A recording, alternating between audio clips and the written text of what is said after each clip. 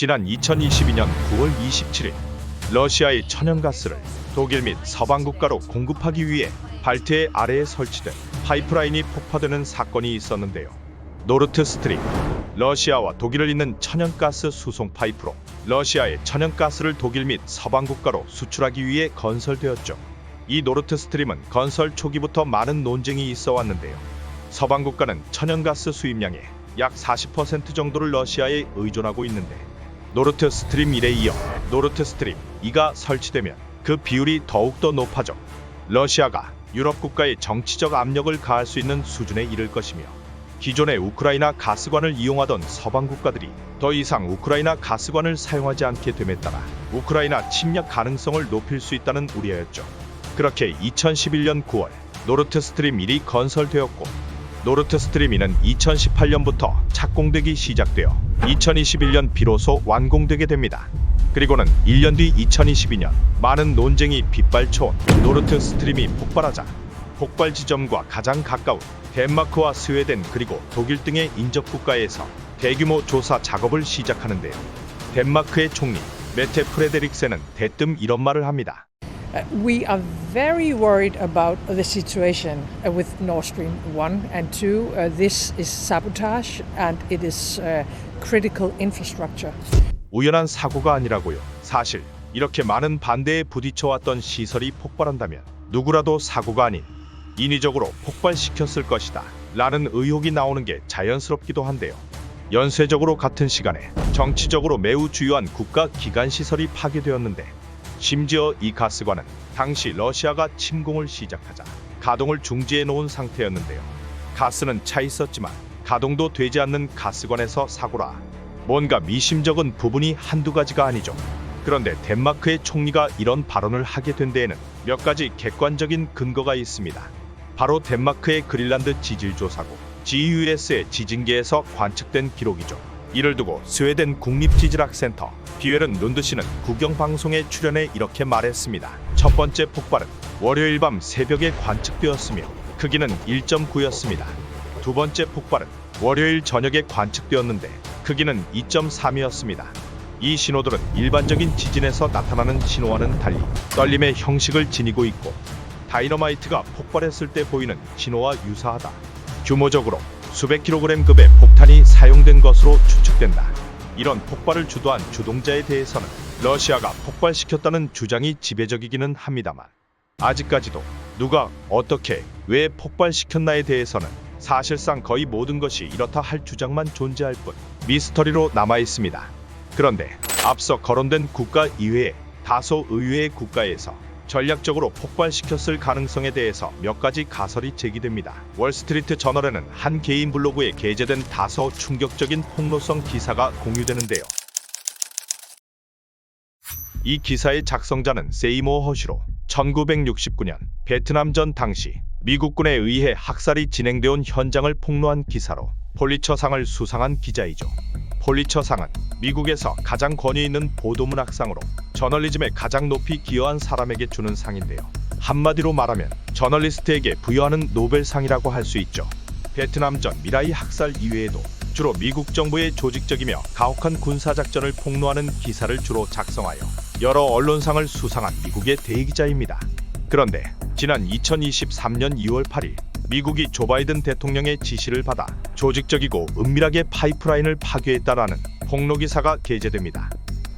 파나마 운하의 남쪽 입구, 태평양 연안의 동쪽에 위치한 무역 중심지, 그곳에 한 시골 마을에 미 해군의 잠수 및 인양센터가 있는데 이곳에서 미국 정부의 지시를 받아 각종 극비 임무를 수행하고 있다는 주장인데요.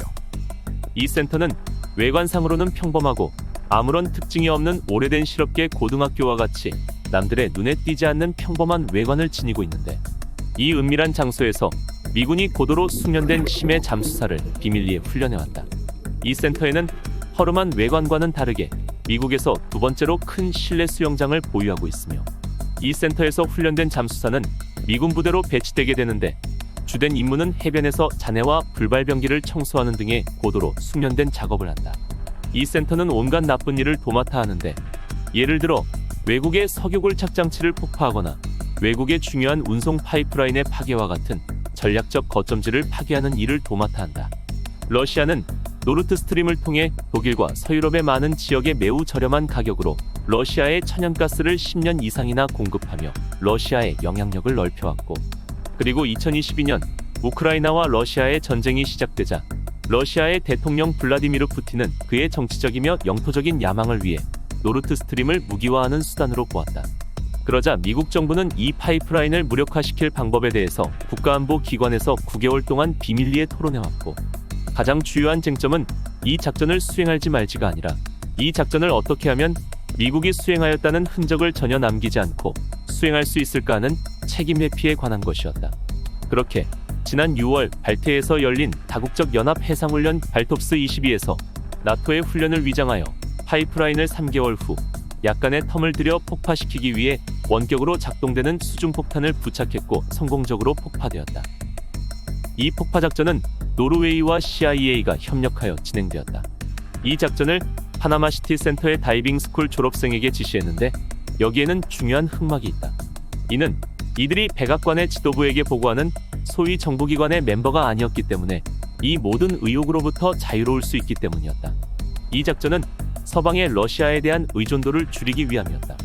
노르트 스트림은 설립 초창기부터 우크라이나를 거치지 않고 최단 루트를 통해 공급되었는데, 이 값싼 천연가스는 실제적으로 독일과 서유럽 경제에 매우 큰 도움이 되었고, 많은 유럽 국가들은 러시아가 공급하는 값싼 천연가스에 중독되었다. 이는 반러시아를 지향하는 정부에 있어서 매우 적대적으로 다가왔으며 유럽의 미국 의존도는 낮아져갔다. 그리고 러시아는 국가 예산의 45%에 달하는 막대한 수입을 천연가스를 통해 얻었다.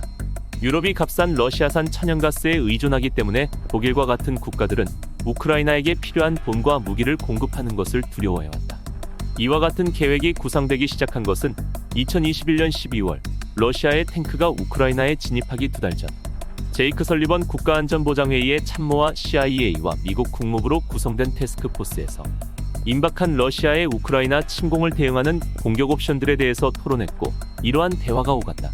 누군가가 새로 도입된 잠수정을 사용하여 노르트 스트림 파이프라인을 직접적으로 타격할 것을 제안했는데 대통령은 이렇게 대답했다. 이것은 애들 장난이 아니다. 미국의 공격으로 역추적이 가능하다면 그것은 전쟁을 암시한다. 그 후 몇 주 동안 CIA의 실무진은 파이프라인을 폭발시키기 위해 심해 잠수부를 사용하는 비밀 작전을 계획하기 시작했다. 그런데 실제로 이러한 작전이 공식적으로 암시된 적이 있는데요.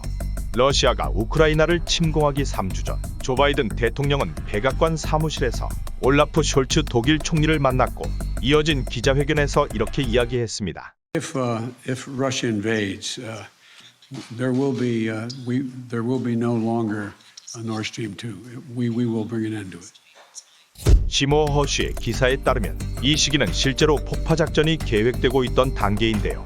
당시 프로젝트에 참여한 정보제 공자에 따르면 파이프라인 임무 계획에 참여한 몇몇 사람들은 이 보도를 공격에 대한 직접적인 언급으로 보고 매우 당황하며 이렇게 말했다 합니다. 이것은 도쿄에 원자폭탄을 설치하고 일본인에게 터뜨리겠다고 말하는 것과 같았다. 위 기사가 사실인지의 여부에 관하여는 밝혀진 것이 없으나 한 가지 신빙성을 주는 점은 시모 허쉬의 기사가 매우 사실적이며 정보제 공자가 있다는 부분인데요. 실제로 시모 허쉬는 이어지는 언론사 인터뷰에서 정보를 공유해주는 내부 고발자들을 알고 있으며 그들은 그들이 하는 일들에 대해서 두려움을 느끼고 있다 라며 정보제 공자가 존재함을 밝혔습니다. 이에 대해 미국 CIA 측 대변자인 테미 소프는 이 주장은 완전히 거짓이며 허구이다 라며 미국 폭파설을 완강히 부인했습니다. 그런데 미국 이외에도 사보타주를 의심받는 국가가 있는데요. 사실 우크라이나가 폭파시킨다는 주장은 다소 의아한데요. 독일로부터 전쟁에 관련한 각종 지원을 받고 있기 때문에 만약 실제로 폭파시킨 것으로 드러나면 최대 원조국 중 하나인 독일과의 관계가 최악으로 치닫을 것이기 때문인데요. 그런데 최근 2022년 9월 28일 뉴욕타임즈와 함께 미국을 대표하는 경제지인 월스트리트 저널에 우크라이나 민간단체의 주도하에 파이프라인의 폭파가 이뤄졌다는 다소 놀라운 의혹이 제기됩니다. 독일 로스토크, 독일 북부 도시 외곽에 위치한 작은 선착장. 이곳은 주로 여름철 휴양지로 인기 있는 관광지인데요. 독일 수사기관은 바로 이곳을 노르트 스트림 가스관 파괴의 시발점이 된 장소라고 지목했습니다. 2022년 9월 6일 가스관이 폭파되기 약 3주 전 한 소규모 단체에서 발트해를 항해하는 유람선을 타기 위해 약 50피트 길이의 안드로메다호라는 요트를 대여했고 2주 뒤 보트를 반납하고는 사라졌다고 합니다. 반납 후 일주일 정도 지난 시점인 9월 26일 지진 측정소에 기록될 만큼 강력한 수중 폭발이 연이어 발생하며 파이프관이 찢어지게 되는데 미국을 포함한 독일, 스웨덴, 덴마크 등의 서방 국가에서 수백 명의 수사관이 동원되어 폭발 현장을 조사하게 됩니다. 그리고는 곧 파이프라인 폭파에 사용된 것으로 의심되는 화약들을 발견하게 됩니다. 이 안드로메다호에서 폭발물의 흔적이 발견되었으며 선박에 사용된 폭발물 중 적어도 일부가 실려 있을 수 있다. 이 보트의 이동 경로를 따라가 보면 안드로메다호는 리켄 섬의 요트타펜 하펜도르프라는 지점으로 이동했는데 하펜도르프 항구의 관리인에 따르면 이 항구는 밤에도 CCTV가 돌아가지 않는 조용하고 모든 감시망으로부터 자유로운 최적의 장소라는 건데요. 독일 수사관들은 용의자들이 이 조용하고 인적이 드문 해변에서 흰색 밴을 타고 항구로 이동한 뒤 폭발물을 요트에 실었고 폭발 작업을 실행할 추가 요원들을 안드로메다호에 태웠다고 주장합니다. 안드로메다호에 탑승한 사람들은 총 6명으로 의사, 잠수부, 선장으로 구성되었고 폭파작전을 수행하기 위한 전문인력으로 구성되었다 합니다. 그리고는 곧 요트는 크리스티안스의 항구로 향했는데 이 섬은 덴마크에서 가장 동쪽에 위치한 정착지로 이 지점은 폭파 지점으로부터 가장 가까운 육지로 불과 수십 킬로 남짓의 거리였죠. 하필 파이프라인이 폭파된 시점 화약물을 실은 배가 조용하며 인적이 드문 곳만 선정해 먼 거리를 경유한 후 폭파 지점에서 가장 가까운 곳까지 이동했다는 것은 매우 부자연스럽고 의심스럽다는 것이죠. 그런데 수사관들이 직면한 의문 중 하나는 6명의 인원과 안드로메다호 크기의 보트가 대량의 폭발물과 잠수 장비를 이동하고 수중폭파 전문가의 전문 지식이 필요한 대규모 파괴 행위를 수행할 수 있었는지 여부인데요. 선박과 수중시설물을 각종 테러로부터 보호하는 회사를 돕는 독일의 익스트림 다이버인 아킴 슐레펠 씨는 약 80m의 수심에서 작업하는 데 익숙한 잘 훈련된 기술 다이버들이 며칠의 시간을 갖고 폭탄을 설치했을 수 있다고 말했습니다. 그런데 놀라운 점은 용의자 6명이 다름 아닌 우크라이나 국적을 소유하고 있었다는 점인데요. 이 조사에 브리핑을 받은 독일 관료들은 이들이 불가리아 여권을 소유하고 있었다고 말을 돌리며 이 발견에 대해 철저히 비밀로 유지할 것을 권고했습니다. 그 수사보고를 받은 독일 의원 중 한 명인 랄프 스테그너 씨는 파이프라인 폭파 사건이 국가가 주도하는 행동이어야 한다라는 논리는 무너졌다 라며 다른 민간단체들에 의한 소행임을 암시하는 발언을 합니다. 또한 수사원들은 이 요트를 대여해준 폴란드의 요트 회사의 소유주가 우크라이나인이라는 것이 밝혀지기도 합니다. 이 기사의 의아한 점은 다름 아닌 독일의 수사기관에서 수사한 내용을 바탕으로 이루어졌다는 사실과 우크라이나를 돕고 있는 독일이 우크라이나를 정치적인 이유로 범인으로 지목할 이유가 없어 보이기 때문이죠. 그리고 최근 보도에 따르면 친우크라이나 성향의 민간단체가 존재한다는 사실이 밝혀지기도 합니다. 이에 대해 젤렌스키 대통령은 우크라이나는 발트해의 사고와 아무런 상관이 없으며 친우크라이나 사보타주 단체들에 관한 정보도 없다며 완강히 부인했습니다. 우크라이나 전쟁과 노르트 스트림을 둘러싼 각종 미스터리, 파이프라인을 폭파한 범인은 누구일까요? 혹은 어떤 정치단체나 국가의 비밀작전이었을까요? 미스터리 오디오였습니다.